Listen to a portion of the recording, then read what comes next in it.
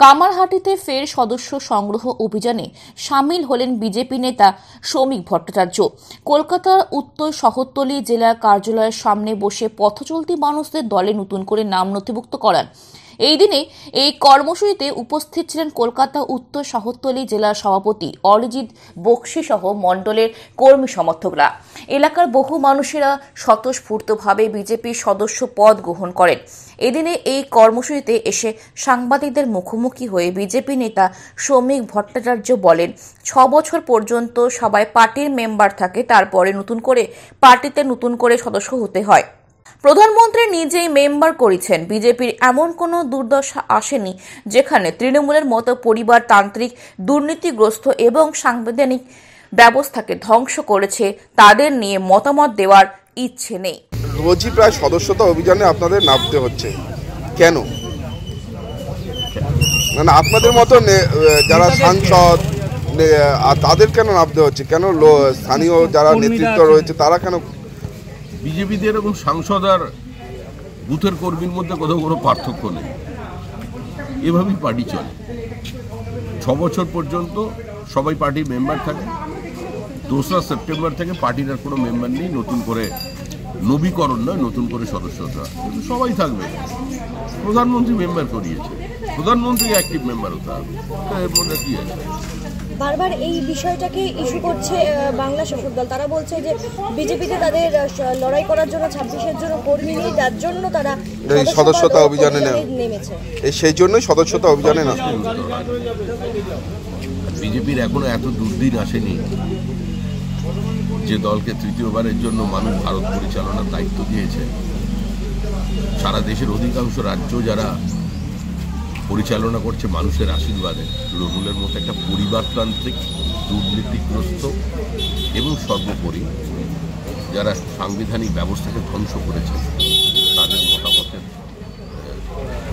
এবার প্রতিক্রিয়ার কোনো প্রয়োজন নেই। কারণ তৃণমূলের কোনো বক্তব্যের কোনো প্রতিষ্ঠাই আজ আর তারা আসাম এসটিএফ আরও 2 জনকে গ্রেফতার করলো যারা পশ্চিমবঙ্গে ঘাটিগেড়ে ছিল। পশ্চিমবঙ্গ তৃণমূল কংগ্রেসের আমলে জঙ্গিদের একটা সেফ টিম হয়ে গেছে। সিপিআইএম এর জমানায় এটা সেফ প্যাসেজ ছিল। আমরাই একমাত্র রাজনৈতিক দল 80 দশকের প্রথম থেকে আমরা বলে এসেছি যে বিনা যুদ্ধে ভারত দখলের একটা চক্রান্ত চলেছে। এই সাইলেন্ট ডেমোগ্রাফিক ইনভেশনের বিরুদ্ধে বিজেপি সবসময় কথা বলেছে। আমরা এখনও মনে করছি এই সরকার দেশের আভ্যন্তরীণ নিরাপত্তা নিয়ে খুব একটা সিরিয়াস নয়। কারণ দেশ এবং রাজ্যের আভ্যন্তরীণ নিরাপত্তার যদি রক্ষা করতে হয় এবং এই সন্ত্রাসবাদের বিরুদ্ধে যদি লড়াই করতে হয়, সেখানে কোনো রাজনৈতিক বিভাজন কিংবা ধর্মীয় বিভাজন রাখলে চলবে না। Police, central force, BSF, SSB, রাজনৈতিক ঐক্যমত্য এবং সর্বোপরি জনসচেতনতার মধ্যে দিয়ে এই অবস্থা থেকে বেরিয়ে আসবে। আজকে শেষ দিন ধর্নার। চিকিৎসক, জুনিয়র চিকিৎসকরা যে ধর্ণা অভিযান চালাচ্ছে, আমরা আমাদের সলিডারিটি তাদের প্রতি এক্সপ্রেস করেছি। বিভিন্ন সময় ধর্নাকে বিভিন্ন রঙে রাঙিয়ে দেওয়ার চেষ্টা করেছেন কিছু মানুষ যারা রাজনৈতিকভাবে অপ্রাসঙ্গিক হয়ে গেছে। আমরা মনে করি যে আদালত যখন ওপরে আছেন এবং আদালতের নির্দেশে নজরদারিতে যখন তদন্ত চলছে, অবশ্যই এর একদিন ন্যায় বিচার পাবে। শুভেন্দু অধিকারীর উপর জঙ্গি হামলা হতে পারে বলে আশঙ্কা করছে। 26-এর আগে প্রাণে মেরে ফেলার চেষ্টা করা হবে আশঙ্কা করছেন অর্জুন সিং। কি বলবো? সে ক্ষমতা কারণ নেই। সে বাংলাদেশের জঙ্গির এত কোনো ক্ষমতা নেই। ওরা 816 মারতে বলুন বা ওখানে নিরপরাধ হিন্দুদের ওরা হত্যা করতে পারে। শুভেন্দু অধিকারের কেশাগ্র স্পর্শ করানোর তাকাই যদি, তাহলে এত বেঁচে থাকবে না। আজকে দিকে দিকে জুনিয়র ডাক্তারদের অভিযান আছে নবান্ন সহ বিভিন্ন জায়গায়। তারা তাদের বক্তব্য রাখছেন। আমরা তো ভেবেছিলাম মুখ্যমন্ত্রী তাদের ডেকে নিয়ে গিয়ে বৈঠক করলেন, সমস্ত সমস্যার সমাধান হয়ে গেছে। আসলে সেটা শুধুমাত্রই একটা পলিটিক্যাল স্টান্স ছিল। এটাই আজকে প্রমাণিত হচ্ছে। ডাক্তারদের মূল যে সমস্যা, তাদের নিরাপত্তার প্রশ্ন, তাদের পানিশমেন্ট ট্রান্সফার এবং সর্বোপরি পুরো স্বাস্থ্য ব্যবস্থাটাকে কুক্ষিগত করে একটা প্রাতিষ্ঠানিক দুর্নীতি প্রতিষ্ঠা হয়েছে। তাদের শুধু রোগীরা নয়, রাজ্যের বাসী নয়, সমগ্র চিকিৎসক সমাজও ক্ষতিগ্রস্ত হচ্ছে। তার বিরুদ্ধে আন্দোলন হচ্ছে, হওয়াটাই স্বাভাবিক। বলছে যে বিজেপি এবং তৃণমূলের যোগসাজশের জন্যই বিচার পাচ্ছে না। কে বলছে? মানুষ বলছে। মানুষের কথা বলছে। যারা বলছেন তাদের মানুষ বিধানসভায় শূন্য করে দিয়েছে, তাহলে বিকাশ ভট্টাচার্য কার হয়ে মামলা করছে? একজন সেটা কিন্তু মন্তব্য করছে।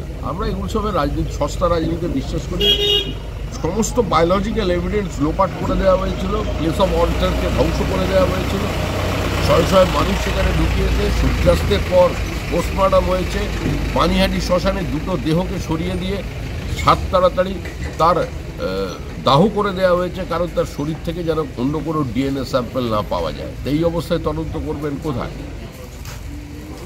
আপনাকে যদি সামনে কোনো গোল পোস্টই না দেওয়া হয়, তাহলে আপনি বলটা কোন দিকে শট লাগাবেন? সেইটাই হচ্ছে আসল ব্যাপার।